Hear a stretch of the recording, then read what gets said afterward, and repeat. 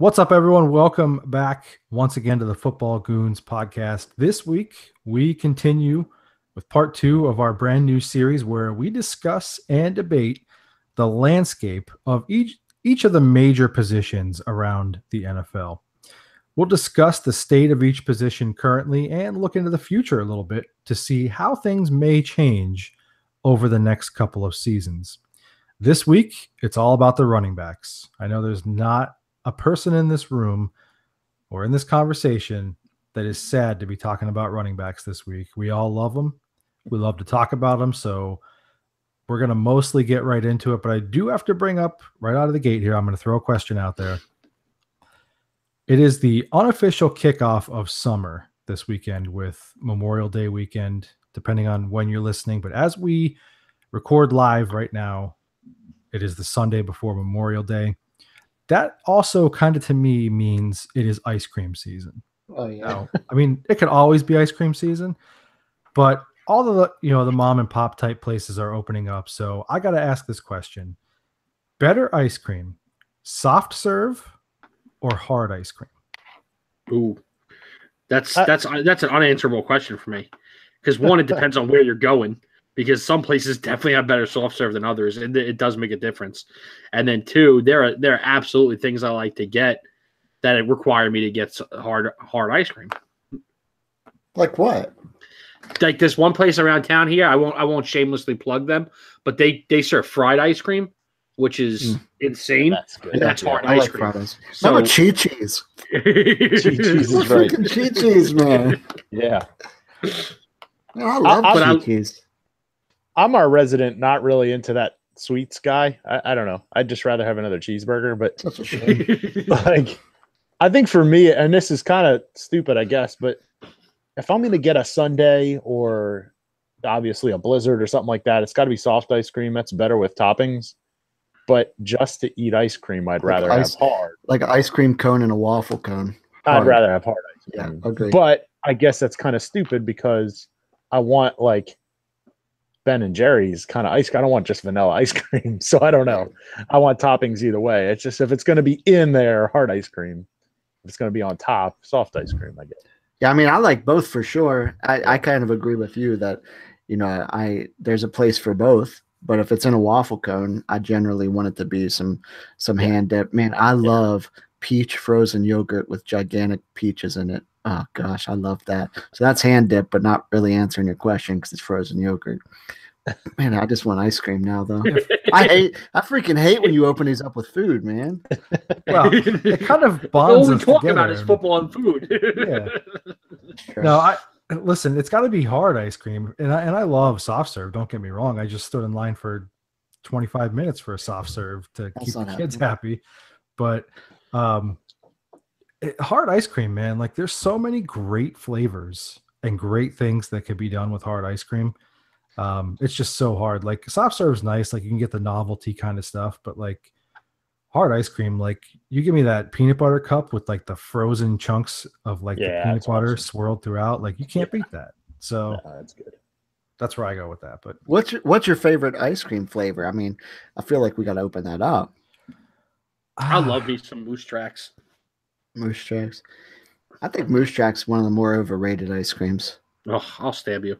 Because it's mostly vanilla, and then you're like just digging around, hoping for the little cups of the little chocolate cups or swirl, and then the rest of the time you're just spending digging around, waiting for that. Why not just get something that's better?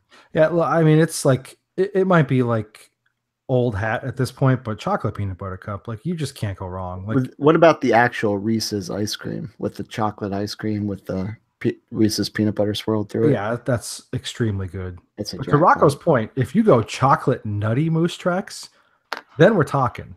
I never even had that. I've never heard of such. It's like a whole new world of Moose Tracks. Chocolate nutty Moose Tracks. Look it up. I might have to look that up. I'm gonna drop this bomb here. Don't say vanilla.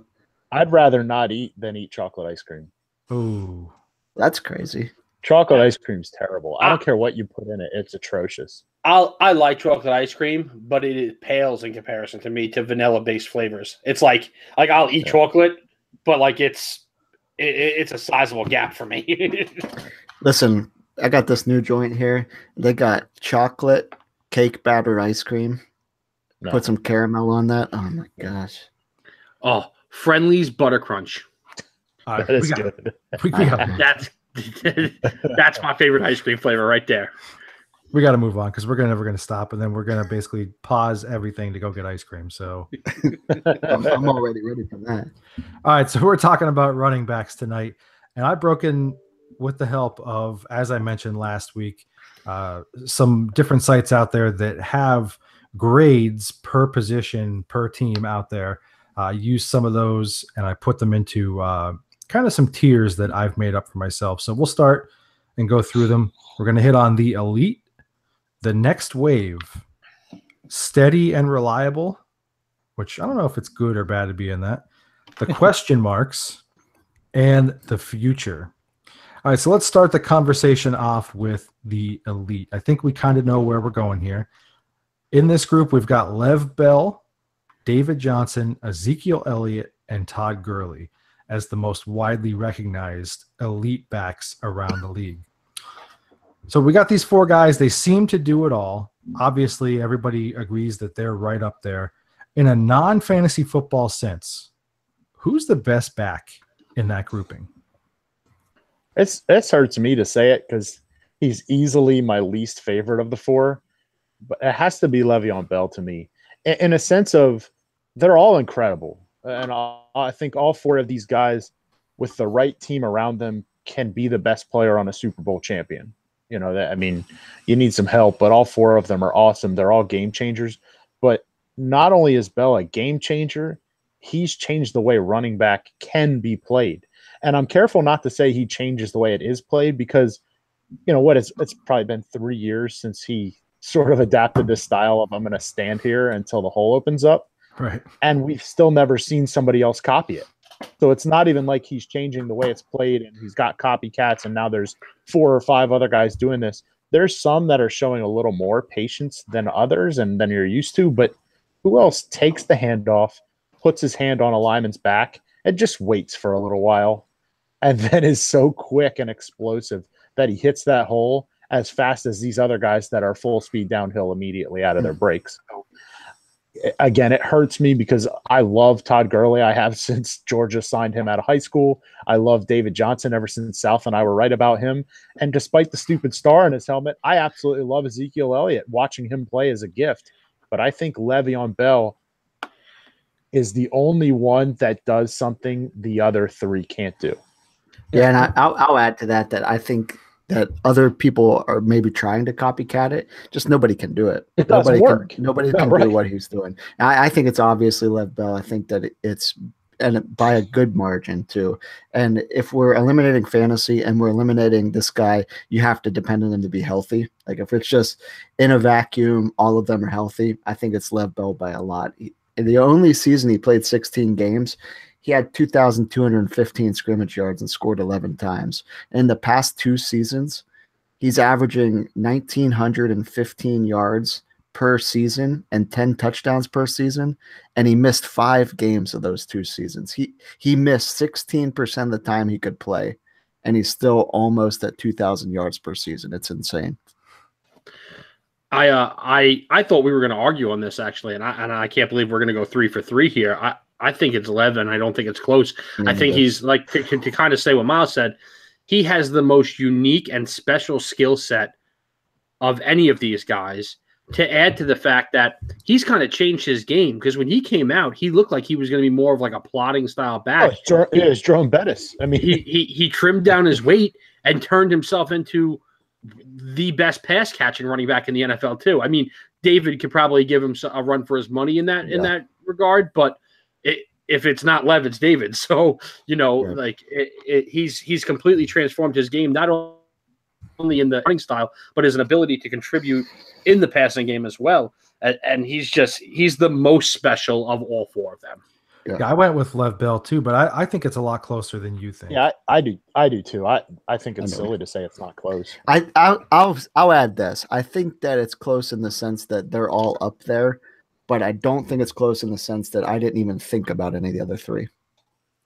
Yeah, I definitely thought about David Johnson, and it kind of points to the second talking point that we're going to have. But, the most important thing that, we touched on is that Bell, I mean, here's a guy who has kind of reinvented how you can play running back. And as we talked about, no one else can do it yet. I mean, the guy just has such great athletic ability. And like Rocco, you nailed it. None of us would have pegged him for that coming out. Yeah. It's just, it's crazy to think because like we're at a point where we're talking like 15 to 17 million a year for a running back when we might have laughed at that previously. But like, this is a guy who, for all the talk about how can we really pay running backs that much money, they're at least thinking about it because he's that special of a talent. So, it's kind of crazy to think about where we're heading with that. But, I do agree that it is Lev Bell. I just think it's a lot closer. And one of the reasons why, and the second point I want to talk about is, does injury history concern you or keep you from considering any of these backs elite? Now, like, for instance, if David Johnson doesn't get hurt last year and has another great season, better or comparable to the season before, are we more likely to be considering him in this as the best of the elite backs? I think you'll probably. Yeah, you almost have to because then what we'd be sitting here doing is saying, well, he has two absolutely dominant seasons in a row. And then the year before that, as a rookie, he was the best back in the league for the last 6 or 7 weeks, too. You know what I mean? So you'd be talking about 2.5 straight years of absolute dominance, which the other guys don't have. I mean, Zeke's only been here for 2 years, and he missed 6 games. Lev, the last 2 years, has not missed as much time as he had previously. And Gurley, 5 games, so. Right. And Gurley was great as a rookie, amazing last year, and had that sandwich Jeff Fisher year in the middle where he was very mediocre. So, yeah, I think injury history. I mean, I'll as far as the way you actually worded the question, no, I don't. The injury history concern doesn't keep me from thinking these are the elite 4 backs. These are the best 4 backs. There's no doubt. But, yeah, I think that first question is a lot more interesting if David Johnson had 2,100 scrimmage yards and 13 touchdowns last year. Yeah, the whole recency bias thing comes into play here a lot because the fact remains is we didn't see David Johnson play last year. Now, the last time we saw him play, he was out of this world special.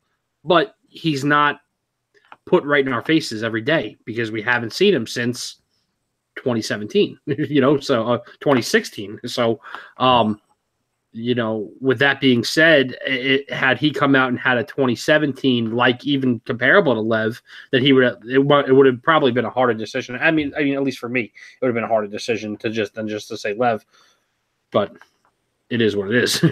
But no, they're all 4 of them are elite, injury history or not. Yeah, I agree 100%. They're all 4 elite, regardless of their history. Am I going to draft Lev in my fantasy league? Probably not. But it doesn't change that he's elite for me. And yes, I think that I put David Johnson up there if I see it more than one time. It's just that we saw it one time, plagued by nothing last year. So. All right, so last question for this group is, can you make a case for someone who isn't in this tier to be there at this point? Yep, I can. His name is Leonard Fournette. Like, I'm sorry. Like, there is not as we just praised Lev for being so special with his skill set. There is not another back in the league who is as big, as physical, as fast as Leonard, and who likes to just smack you in the mouth. Now, in terms of longevity, that may be the thing that ends him on a shorter career than some of these other guys, and doesn't help him prolong it. But in terms of what he's able to do right now, dude is absolutely special. Like, you can't deny that. I'm not denying that he's special, but he's not even sort of a consideration for the answer to this question. Oh, wow. That's crazy. Is what it is. Honestly, and mine's kind of Saquon Barkley's the most talented running back in the NFL right now, without question. Including the 4 guys we just talked about, Saquon's the most talented guy. Now, we'll see if his game translates. His line is atrocious. I do like the passing game. Now, I don't know what's going to happen, but I just feel like he combines the best traits of all these other guys in one package. He has the best 40 time of him and the 4 guys we already talked about. He shows as much power when he runs as anybody else, and he's as good receiver as any of these other guys are. So if the game translates, I think as soon as a couple months from now, he's number 1 in the league with no injury history. Right. I mean, and by all accounts from Penn State, the biggest workout warrior they've ever had come through there. So if you're a believer, but also less mileage than the other guys, right? And if you're a believer in the gym keeps you healthy, then I mean he's going to stay healthy, barring something crazy. I mean, somebody takes a shot at your knee, it is what it is. But you know, I just feel like as much as we're going to talk about 15 more guys tonight that I'm absolutely in love with. But if you want to talk about being with these 4 guys, Saquon's absolutely next. Here's my thing. I said no. I can't make an argument. In my mind, these are the 4 guys that are set apart from everyone else, and everyone else is a hypothetical, or they've already dropped off. Like Shady, he was elite, but he dropped off now. I mean, he's still dominant. He's steady and reliable, but he's not elite anymore, at least not to these guys' caliber. And then some of the other guys, Kareem Hunt, he did it one time. He was awesome last year. Is he going to repeat it? Probably, but I'm not certain yet, and I'm not going to put him with these 4. Fournette, he was good in spurts last year. I'm not going to put him there yet. Melvin's, all these guys, I can fill more excuses of why they're not than why they are. Yeah, I actually agreed with Deal. Like I feel like there are several guys who are knocking on the door. Yeah, agree. And I know I could probably make a case for why, but every time I tried to start thinking about it, it was a little bit of a stretch. Like I love Leonard Fournette, me too, but it's a stretch to put him in this point right now. Yep. You know what I mean? So again, it's more fun to actually do it so that we could debate about it. But I couldn't bring myself to put pen to paper for more than a couple thoughts. And I was just like, my heart isn't really behind putting anybody there yet because I don't think anybody's there yet. So the league's in a weird spot where there's not a ton of like 25, 26-year-old great backs. Like Shady's 30 or Zeke's 22. Right. Like it's that, 20, maybe I should say like 27, 28-year-old guys, they all what they are, and they're not elite players. So it's a lot of projection. Obviously, I projected a guy on the list who hasn't taken a carry yet. So right. But I mean, at least it's fun to discuss because hypothetically could happen. So let's talk about the next wave. These are the guys here who it seems like at least right now are next in line to be among the potential elite backs in the league. So we've got Kareem Hunt, Leonard Fournette, Melvin Gordon, Dalvin Cook, Devontae Freeman. I will say this, I kind of left rookies further down on purpose because we haven't seen anything.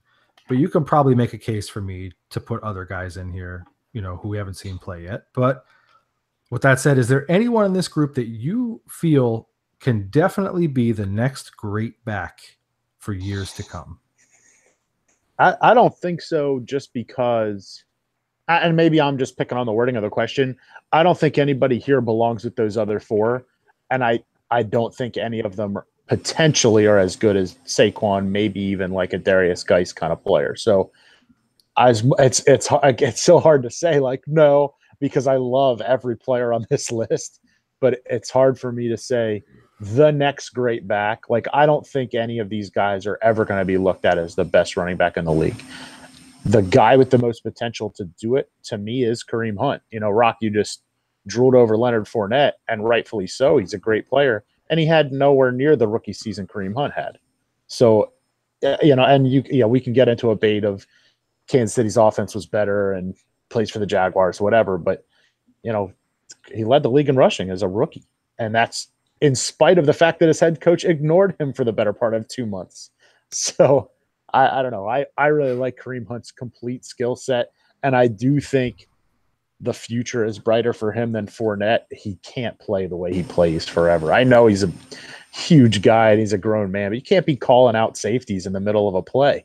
As much as that was awesome, you're not going to do that for 12 years. You're just not. Yeah, until somebody breaks your legs, both of them. Right. I can't get over like certain guys that, not that Kareem Hunt's not good, but I have a real hard time with what I like to call system guys. And not that Kareem Hunt doesn't deserve all the accolades that he gets because he had a fantastic rookie season. Andy Reid ignored him for 2 months, and he still led the league in rushing. And that to him. But at the same time, Andy Reid and the Chiefs and the Eagles have always had good backs in those positions.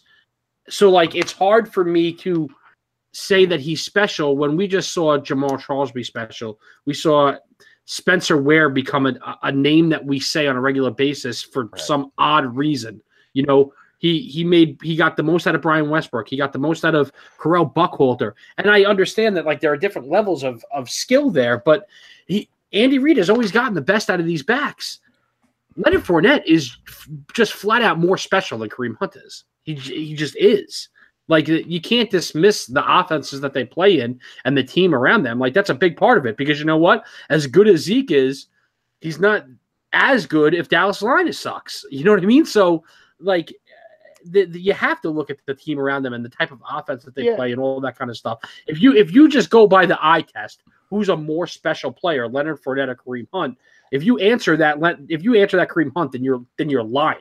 Okay. Well, so in spite of being a liar, I'll also say because I do think he's a more special talent than Leonard Fournette. There are things Fournette can do that no one else can do. I'll give you that. But as far as being a complete player, I'll take Kareem Hunt. And that goes back to before the draft. The guy gets knocked because he went to Toledo. If he doesn't go to Toledo and he dominates the SEC, he's a first-round pick every time. But in spite of like all that you're saying, I get what you're saying about the hand-picking individual talent. But when you talk about the next great back, you know, the best back in the league is rarely just a guy whose situation's no good and he's just that dominant. Like, it's just not a thing.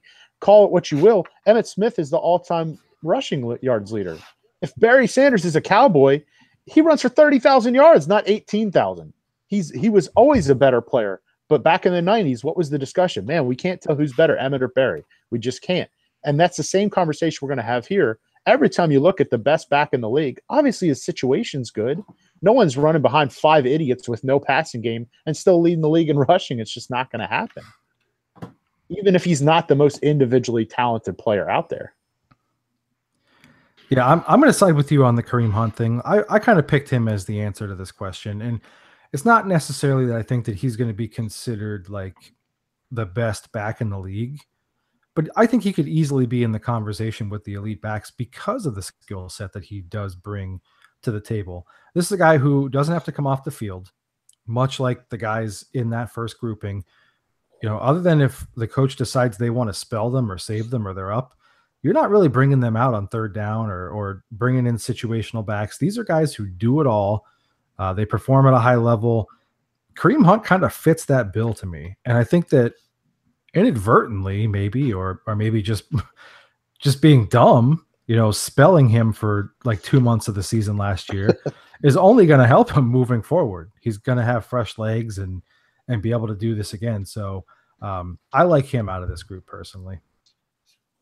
I still love Melvin Gordon, man. I could put him up there with any of these guys, and he's getting better every year. He's only been in the league 3 years, so he had a load of miles in college, has some injury history, but he played 16 last year, had 1,100 carrying, 8 touchdowns, and he still is putting up 58 receptions for 476 yards, and so he's putting up numbers that are getting up there approachable to Lev and David Johnson. He's not up in their category, but he's getting close and better every year. So I won't be surprised if he makes that leap. Yeah, to be clear, I don't think there's a wrong answer to this question. Right. We mentioned 3 of them. Dalvin Cook was as good as anyone. Now he only has a 4-game sample. So we'll see. But in those 4 games, I mean, is there any reason to think he wasn't the rookie of the year last year? He was headed there. And then continue. Right. And then Devonta Freeman is a Tevin Coleman injury away from being the biggest steal in every fantasy league there is this year. I mean, I've never hidden my feelings for him. So I think of the 5, I mean, maybe he's the worst answer to this because he's the oldest guy in the group. And he does, I'm relying on injury. He does share the backfield with a very, very good running back in Tevin Coleman. So I don't think there's a wrong answer here. I went with Hunt, but I'm not scoffing at anybody. at all. Doesn't it feel like Devontae Freeman's 37 instead of 26? Right. And maybe that's 26, like freshly 26. And maybe that's because of the way the running back position is, that we're so shocked if someone's fantasy relevant for 4 straight years that it feels like they've been in our life since middle school. Yep.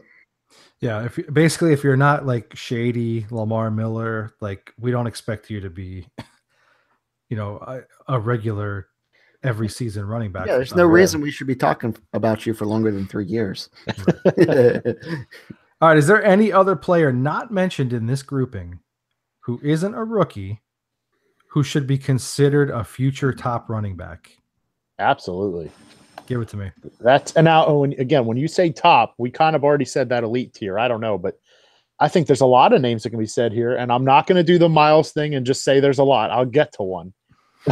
But you do have Jordan Howard, back-to-back 1,000-yard years. Only 4 guys can say that. He's one of them.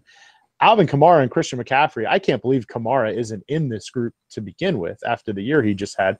But Christian McCaffrey, too. They're both dominant game changers in the pass game and are only going to get better in the run game this year, as soon as this year, because the opportunities are going to be there more.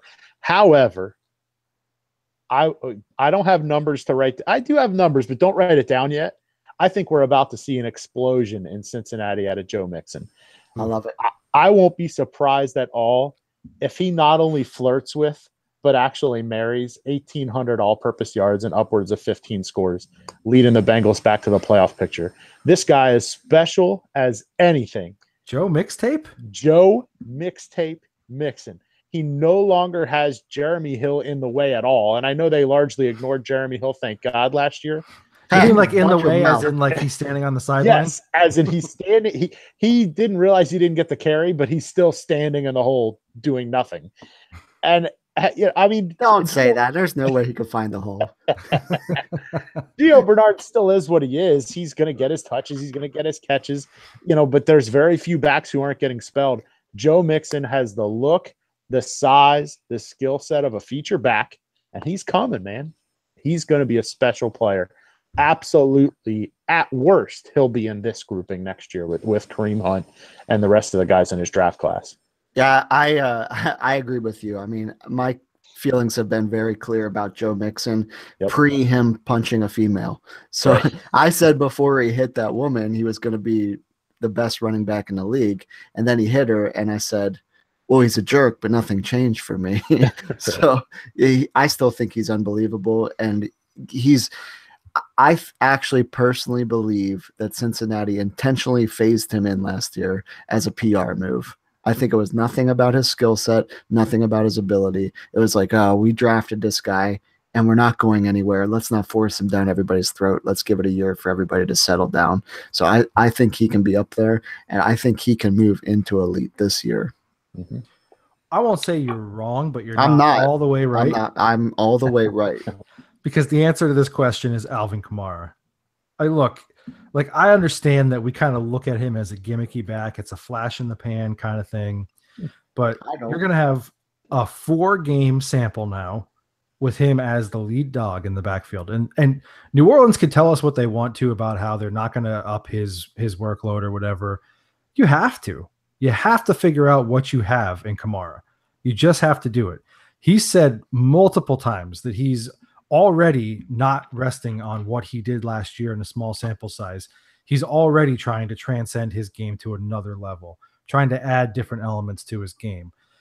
Honestly, it reminds me of the way that Lev Bell kind of slowly transformed over time and developed his game into something special. And I don't think he's necessarily going to be elite like him, but he's going to be in the conversation among the top backs every year, in my opinion, because of the fact that he's got such a wide skill set. He can do a little bit of everything, and he's just an explosive weapon anytime he touches the ball. It's just dynamic playmaker in every aspect, and to me, you can't discount that at all. I think my deal with Kamara versus a guy like Mixon is and this goes back to I love the guy, and you can't not, but I think he's a timeshare back. He just doesn't strike me as the feature guy that Mixon is and Hunt is and Cook is and Fournette is.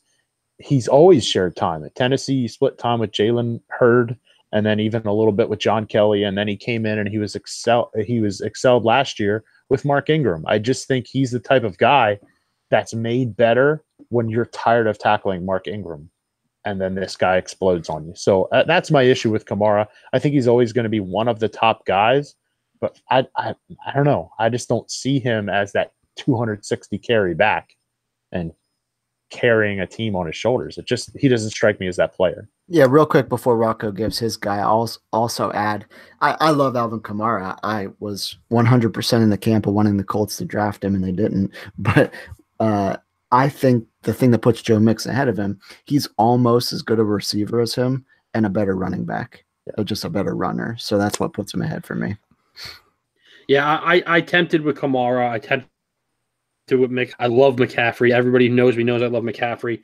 McCoy is, I still think, in the group above him, but obviously the age factor there is, he's on his way down. I can't ignore a guy like Jordan Howard, and he's so not flashy, which is why we don't have the conversation about him. But I mean, he's going to have like 10,000 yard seasons, and then all of a sudden you're like, oh crap, Jordan Howard ran for 10,000 yards in his career, and he's never going to be 1,800 yards, and I get that, but he's so good at doing what he does, and that's just being reliable, getting you 4 to 5 yards per carry. I understand there's no flash, and that kind of takes away from the elite aspect, but he absolutely deserves to be in that middle group, the next group after elite. Yeah, I mean, he's got that Frank Gore career written all over him, where we don't appreciate it until he's 10 years in. Holy, what did he do? Yeah, exactly. I have that typed in for a question in the next grouping. And we'll just talk about it. I have that exact thing. He seems destined to me to have Frank Gore's career, where it's, God, if he sticks around for as long as Gore did, God bless him, because that's rare. Yeah. But it's just one of those things I did the top, just because I'm a nerd, the top 100 rushers since 2000. And Frank Gore's number one on that list. He's ahead of LaDainian Tom. He's incredible. And you never, ever, ever was Frank Gore one of the best backs in the league. We could have had this podcast every year since he was drafted, and he's never in the elite tier. He might have occasionally popped up in that next wave tier, but he's always in the steady and reliable tier. And I just think that's where Jordan Howard is going to be, where it's man, Jordan Howard was really good, wasn't he? But you were never man, he was in the MVP race. No, ever. Never, ever was he there. So it's just – feels like he's going to be on about 90% of my fantasy teams. Yeah, pretty much, because he's probably going to give you exactly what you projected him to give you. Yep. All right, well, let's take a quick second here and talk about our friends at Gorb. Listen, it's summertime. I'm seeing it all over social media. Everybody's looking comfortable, relaxed, laid back in their Gorb gear. And, if you haven't seen the hashtag Gorb movement on social media, you should definitely check it out. They've got all kinds of great gear for men, for women, for kids. You look stylish, you feel good.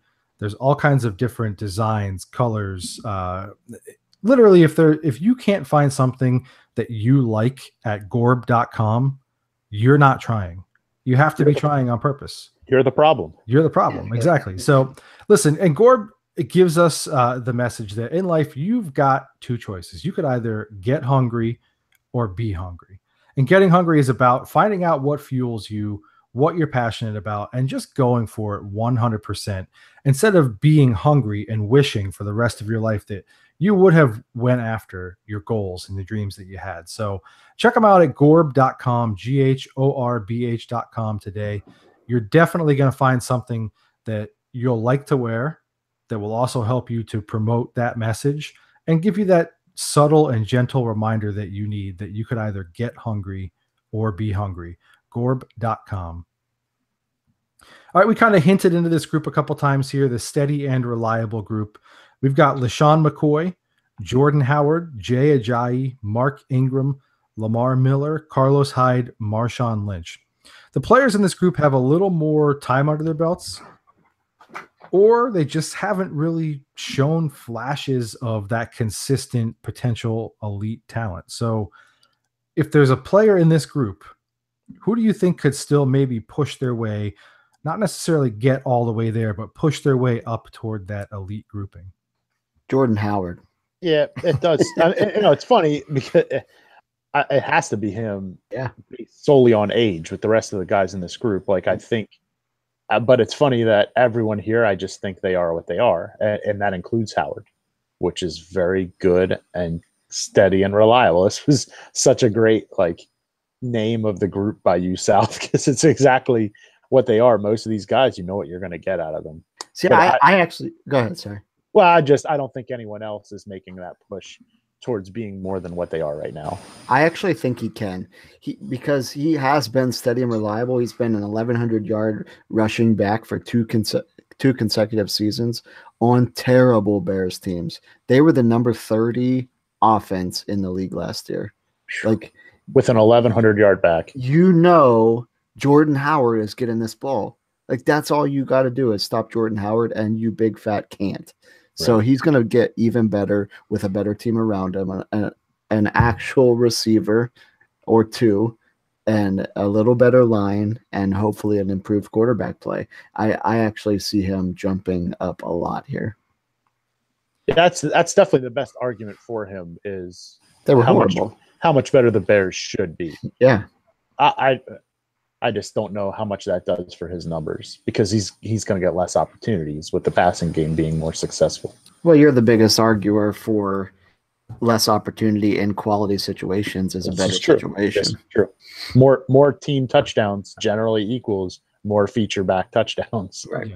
Yeah. I think that's why, Deal hit the nail on the head, and that's a good point by you. That's why I think he has the chance to kind of move more toward that second tier. Yep. Because if he adds more scores to his game, all of a sudden he's not kind of like a blip in the distance on the radar anymore. He's squarely in the center of everybody's radar. Yeah. And I feel like we kind of all agree on this, so I'm not going to belabor it too long. I would assume Rocco feels the same because, he already had highlighted him and talked about him. So I don't know if anybody else has a player. No, yeah, Jordan would be my answer, and that's no one else in this group is worth it to me, either because of age or timeshare. I think Ajayi could be a special back places, but in Philly, he's going to be sharing the workload with two other guys.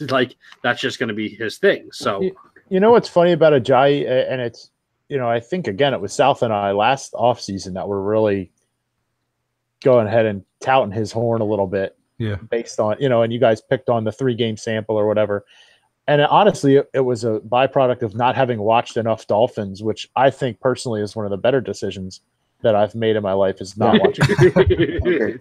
But, then having the trade go down and being excited about it and then watching him every week, he is definitely the definition of this group. He's not a special player. And I don't say that as a knock on him at all. But I don't care where he plays. He doesn't have the skill set to be mentioned with the higher tiers. Yeah. He's a very good back. And you said in Philly he's splitting time. That's perfect for him because he will wear you down. He runs crazy hard. Yeah. But I just his all-around skill set is nowhere near the guys we've already mentioned, including even Jordan Howard. Yeah. But that being said, I'm thrilled to death he's an Eagle. You know what I mean? I'm not trying to knock Jay Ajayi, but he's not pushing towards elite. That's not his game at all. Can I just add one more thing there, South?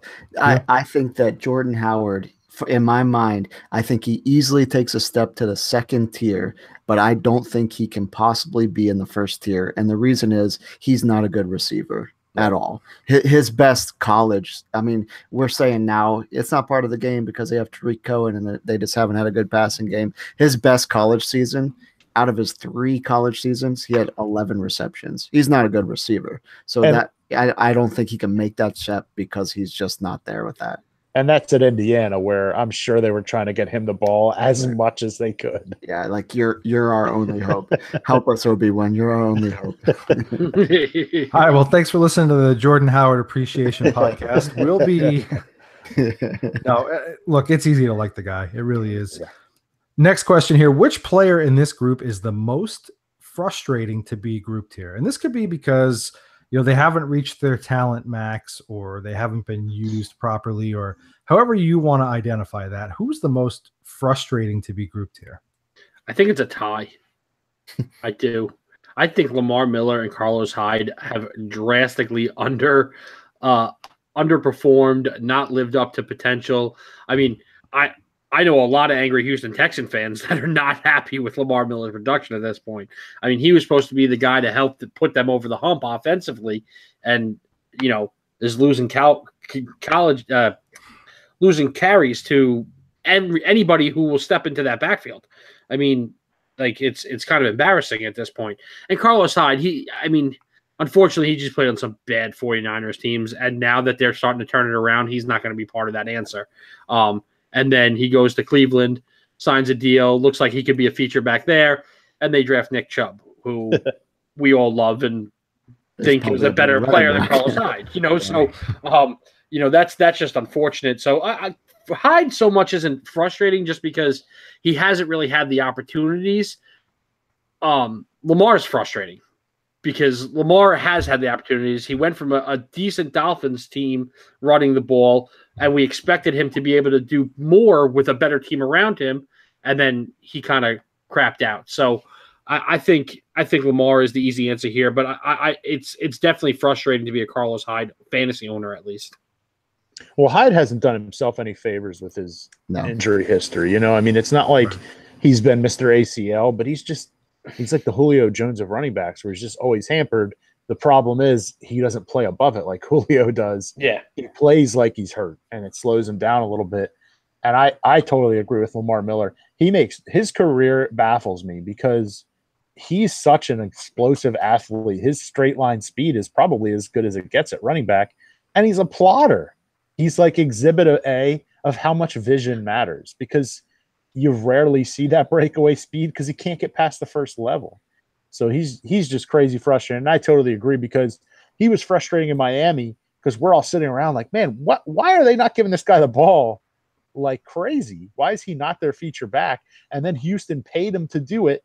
And it's like, that's why. I think he is what we thought he was. And it's unfortunate because, like I said, he's crazy explosive. He just doesn't have the vision to get to that second level often enough to be a good player.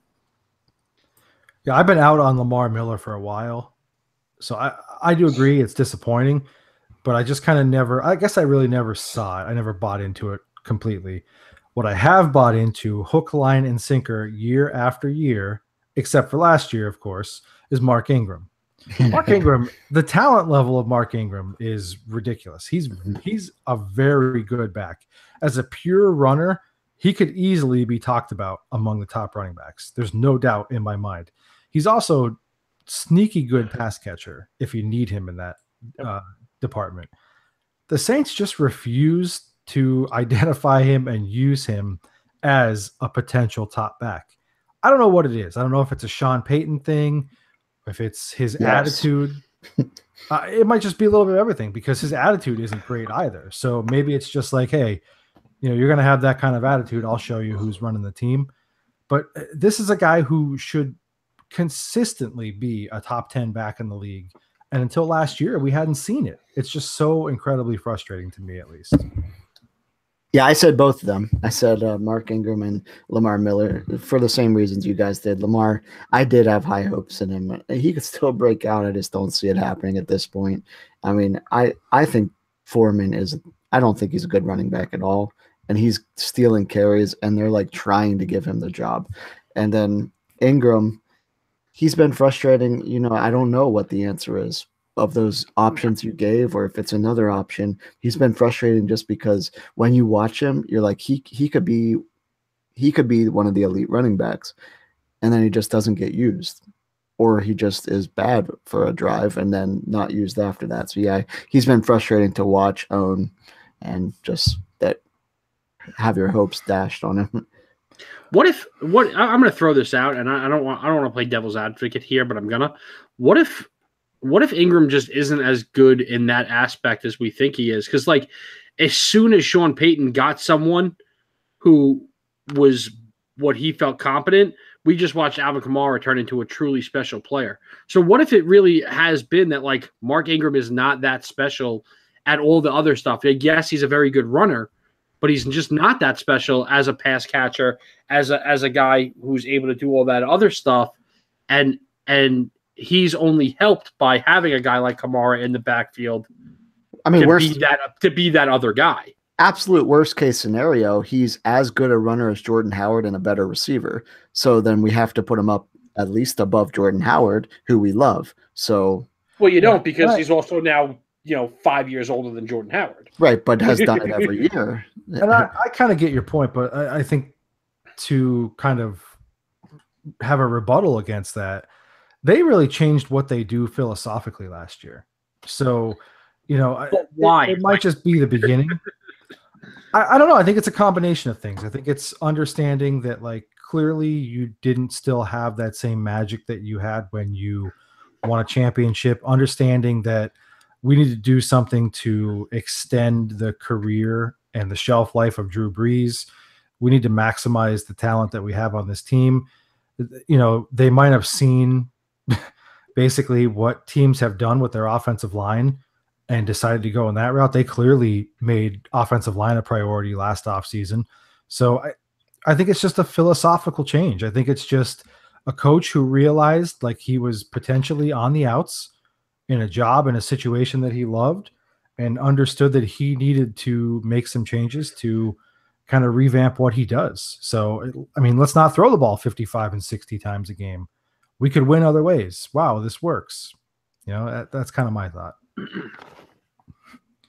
All right, let's go down to the question marks here.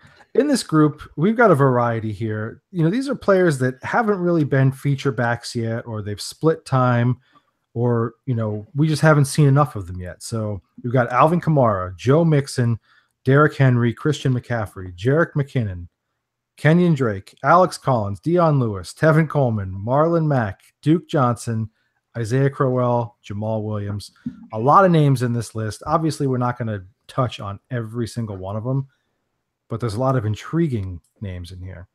Which player do you think is most likely to seize their opportunity out of this group? Yeah, I think first off, I think it's important to note when you label this question marks, I don't think by any means do we think these guys are question marks. We're not. It's not like, don't take it as they're shaky. Oh, we don't know. It's more of just let's see what we get. But anyways, I'm torn. I mean, my answer is absolutely Mixon. I discussed that already. I covered him. But I think it's a fun group because I'm so interested to see what McCaffrey, McKinnon, Mack, and Kenyon Drake do in their expanded roles. I think Kyle Shanahan's offense is going to be special for a guy like Jerick McKinnon. We saw the Atlanta backs really take off in that system, and they're paying McKinnon to be that feature guy. And I kind of hope we don't see a repeat of what I just said about Lamar Miller, where we thought he was a special player, and then he got paid to be a feature back, and he was average at best. So I'm really hoping that's not Jerick McKinnon. I think the fact that the Colts did not address running back this offseason in any kind of heavy way, despite the fact that they definitely could have. We joked about Saquon at 6, and that obviously wasn't a thing. But the Colts had 3 second-round picks, and they did not land any of these second-round running backs that were out there. So they obviously think Marlon Mack could be something in that Andrew Luck backfield. So I always kind of like when a team puts their chips on a guy that has potential and is willing to say, let's see if he's got it. But, McCaffrey lost Jonathan Stewart. And I know they added C.J. Anderson, but they let Jonathan Stewart walk because McCaffrey's got something. Kenyon Drake. I know they brought in Frank Gore, but come on. That's his backfield at this point. As much as we love you, Frank, but you weren't brought in there to be an 1,100-yard back from Miami. So, and then obviously we've talked about Kamara. So I think it's a cool group because I know I'm not really answering the question because I already talked about Joe Mixon, but it's a cool group. Even when you add in a guy like Jamal Williams, can he take the reins of the Green Bay backfield? So it's just cool to see guys with expanded roles. I think the league would be really lucky if about 4 of these guys take a jump to the next tier because, man, would that running back group as a league be super strong if 4 more guys were feature backs than we're ready for. Yeah, I'm going to go with a random candidate here. And I'm not opposed to ever taking a chance on a guy. I'm not opposed to being laughed at. I'll say Dion Lewis.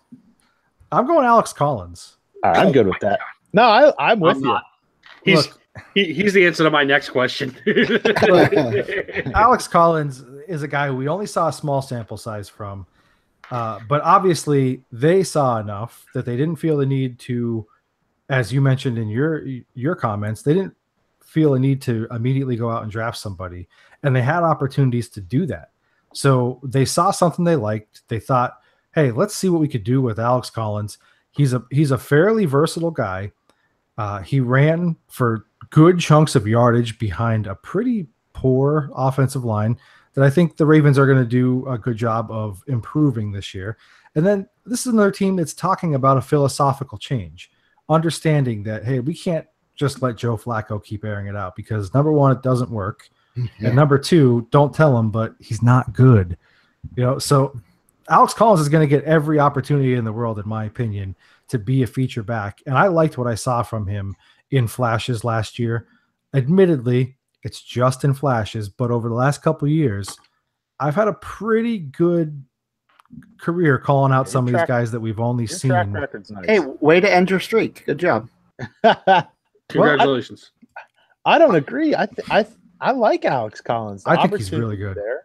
He's only 23. Right. We're acting like he's been around forever. He's only 23, and he was stellar at Arkansas. He is a very talented running back.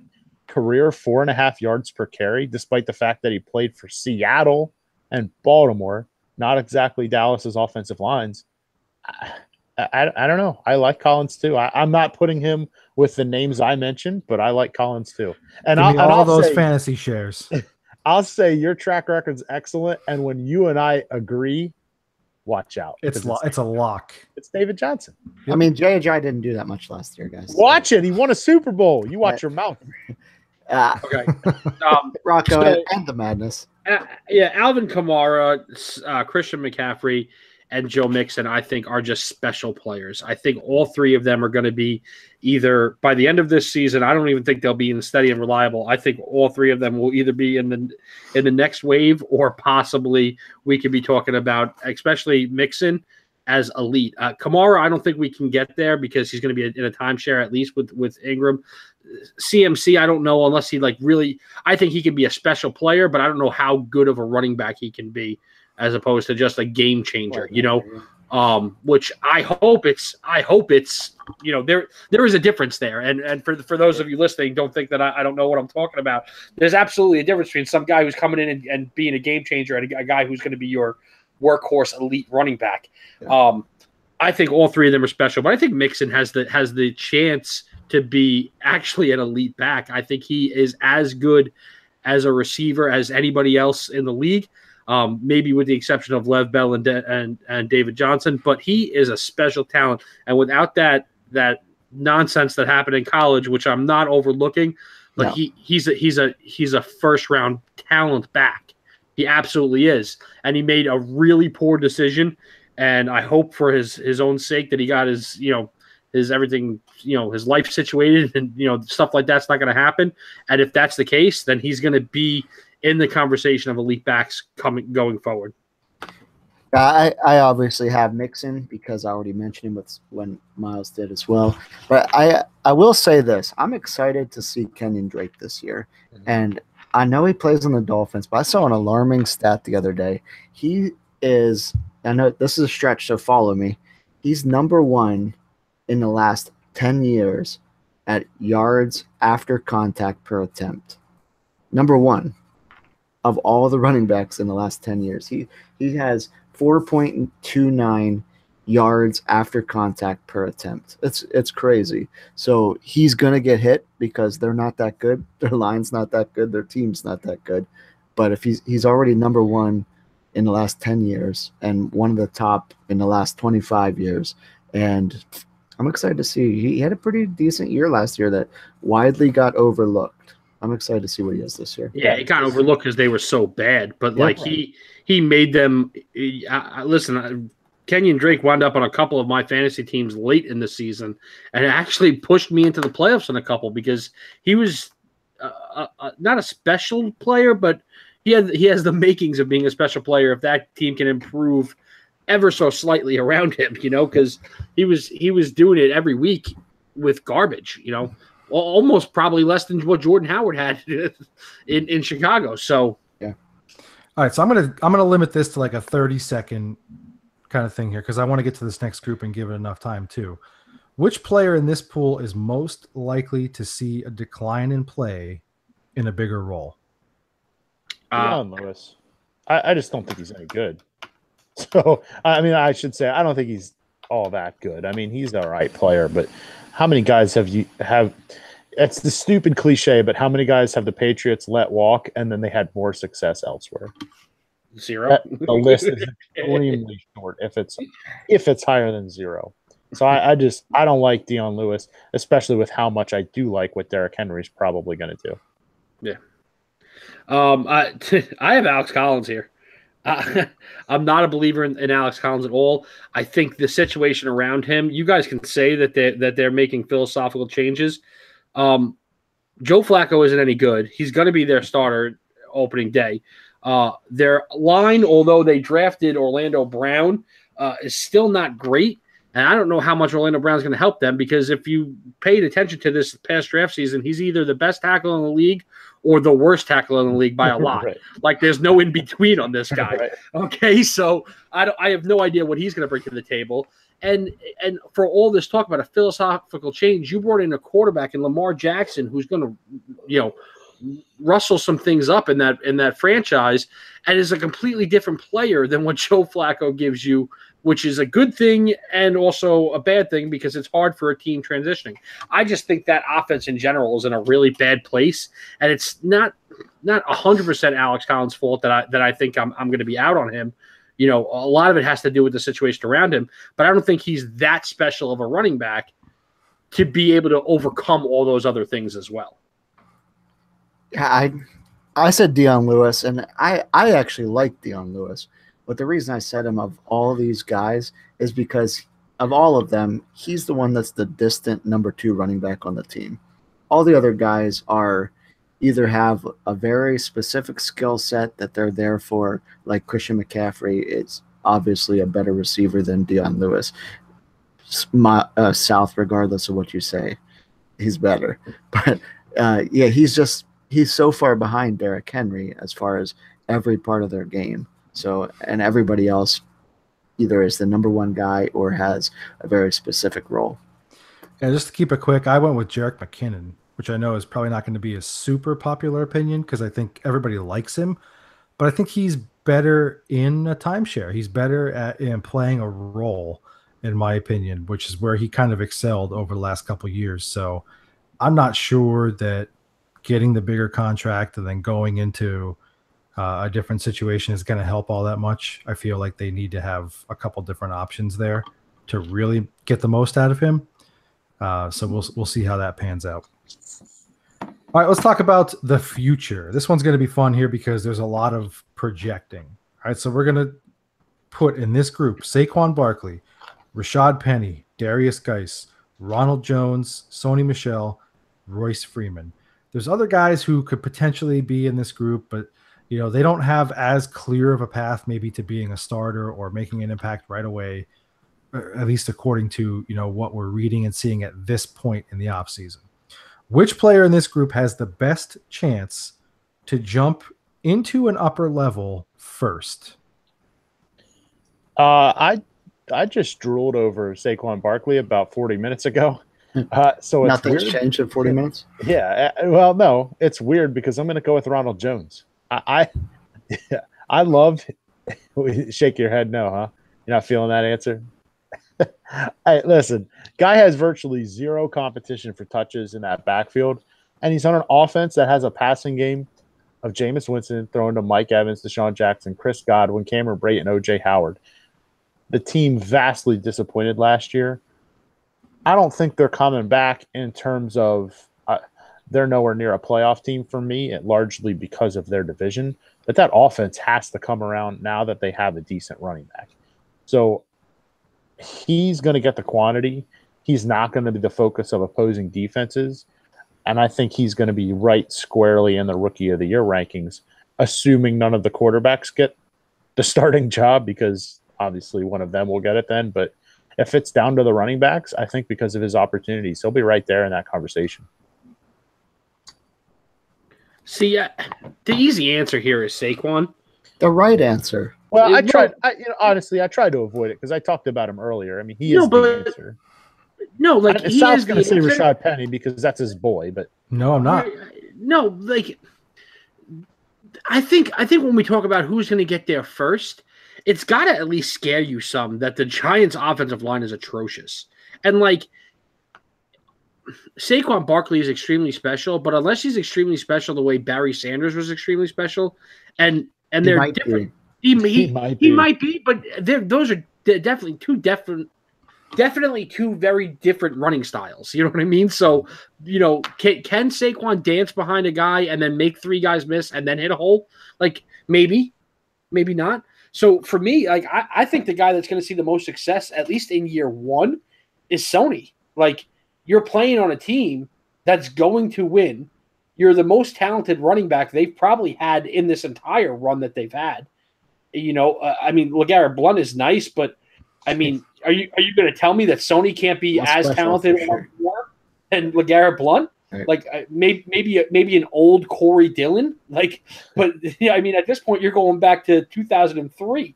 So I think Sony's the most special type of back that New England has had. They're going to be competitive as long as Tom Brady and Bill Belichick are in that franchise. So Sony's going to get a fair share of carries and touches and chances to be special, which is really what he's the best at. So for me, it's kind of as good as Saquon is and as much better as he is than the rest of this group.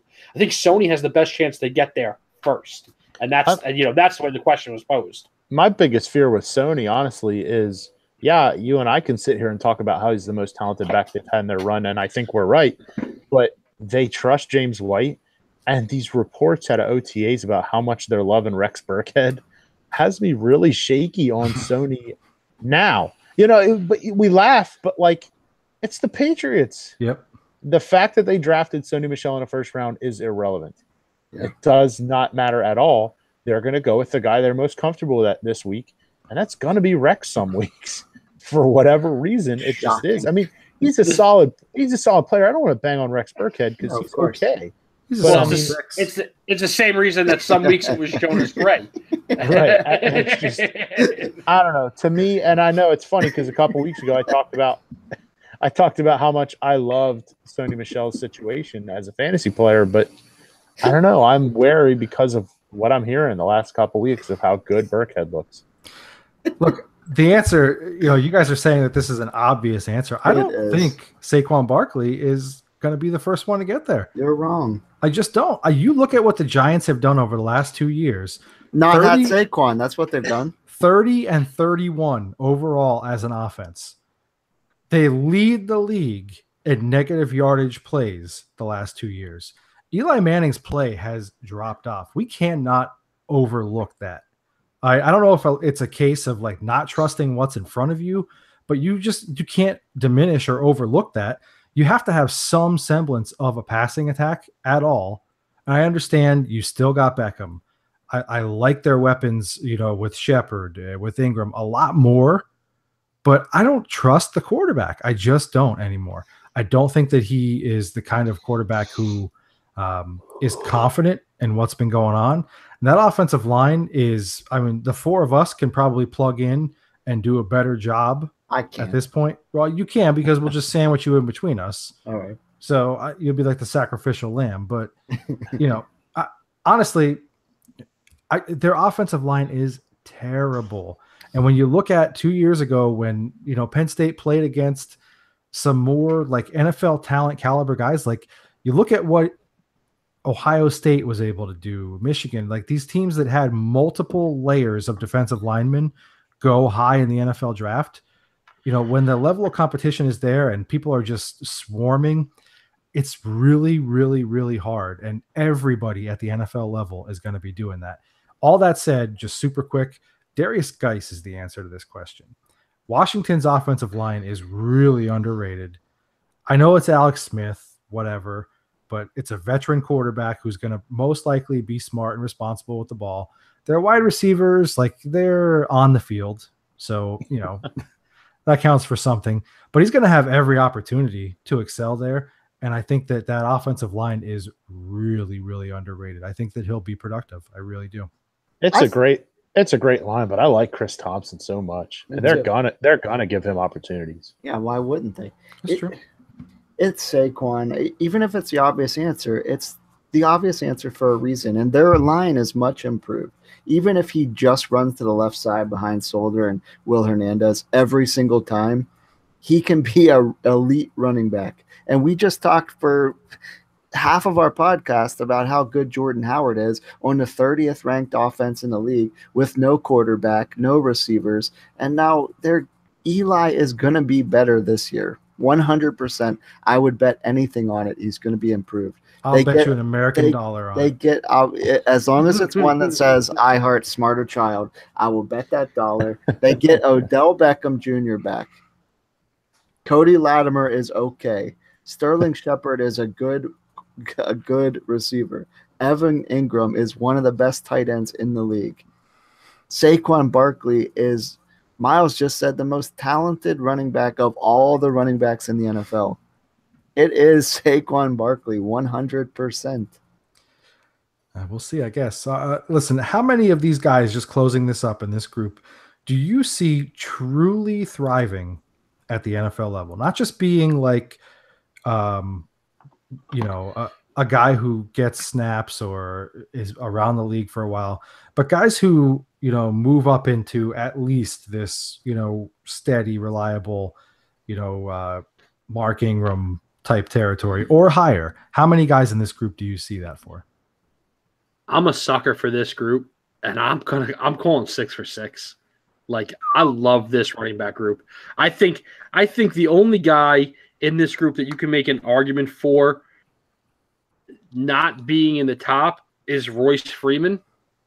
And really, your only argument there could be, well, he had a lot of carries, so he's got a lot of mileage on those tires. Okay, but I think at worst, he's a steady and reliable back for you. He's better than C.J. Anderson, who they just got rid of because they drafted Royce Freeman. So, like, with that being said, I think that's your floor right there, Royce Freeman, and he's going to be in this steady and reliable group. I've only got 4.